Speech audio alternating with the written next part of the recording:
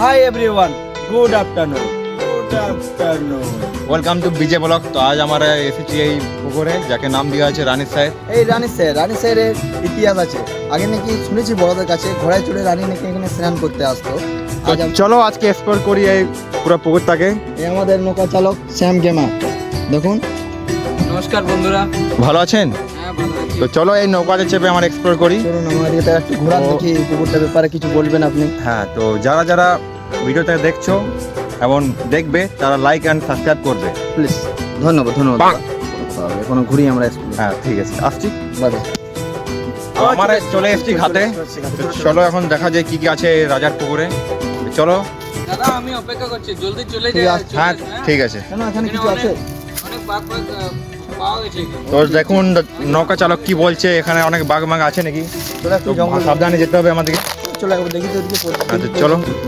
দেখুন এই যে হলো রানীর পুকুর। দেখলাম। তো নৌকা চালক আমাদের ওইখানে বসে আছে। আমার যেমন জলদি ফিরে আসি।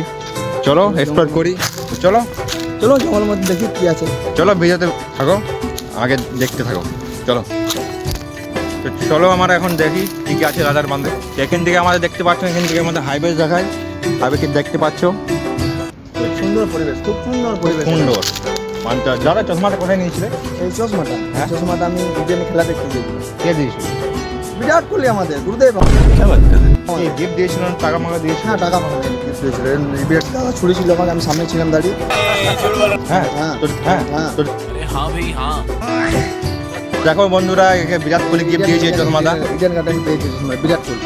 দেখো সাইন আছে এখানে, এখানে সাইন আছে। তো চলো এখন দেখি রানীর বাঁধে আর কি কি আছে। এখানে চশমা দেখলে আরো কি কি দেখা যায়, এখন চলো দেখি। তো চলো।